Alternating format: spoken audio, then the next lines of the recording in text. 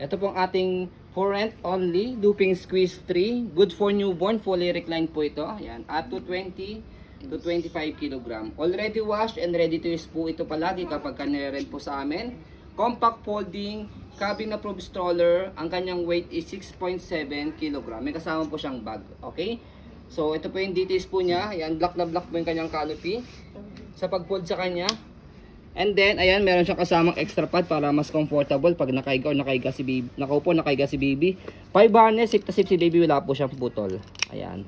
Okay? And then, front handle, pepresyo lang po dito. Ayan, para pag ilalagay o tatanggalin si baby. Ayan. Next natin, yung kanyang leg rest, adjustable po ito. Para kapag nakaiga si baby, ayan, mas mahaba po siya. Okay? And then, yung kanyang gulong, okay na okay. Ayan. So, dito yung kanyang footrest, tapakan ng paa. So, ayan yung kanyang body frame. And then yung kanyang gulong. Stopper, green, naka-go. Tapakan nyo lang po rito, red, naka-stop. Okay? So, ito yung kanyang likuran. Meron siyang pocket dito, lagayan ng wipes, tissue, wipes, ayan. So, dito siya ina-adjust. Atakin nyo lang po itong dalawa. Kapag gusto nyo po siya ihiga, ayan. Kapag naman po iupo po ninyo, press nyo lang, ay higa po ninyo, press nyo po ito and then pull down. So, ganun lang. Okay? So, next natin yung kanyang basket. Ayan. Huwag lang overload para hindi masira yung basket. Ayan. Gulong niya sa kabila. And then, sa kanyang handle, ayan, meron na siyang sinama namin 2 pieces bag hook para sabitan po ng gamit ng bag. Ayan. So, wala po itong issue. Ayan, stroll natin. Ayan. So, sa pag-fold po sa kanya, ganito lang. Fold yung canopy.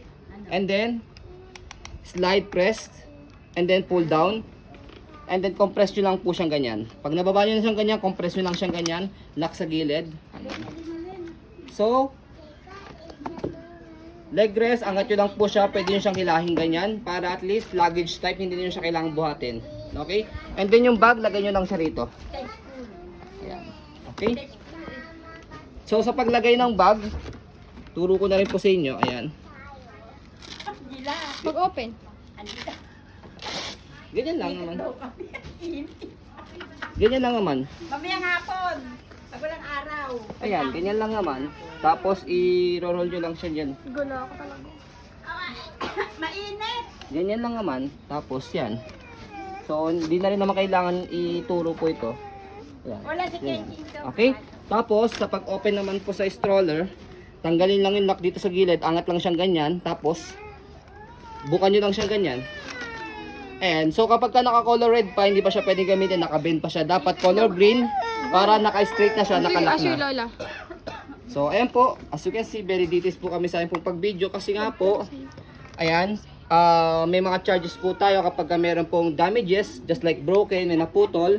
Pero kapag nagamit naman po as nagkaroon siya ng minimal scratch, okay lang naman po yun. Wag lang po sobrang daming scratch, okay?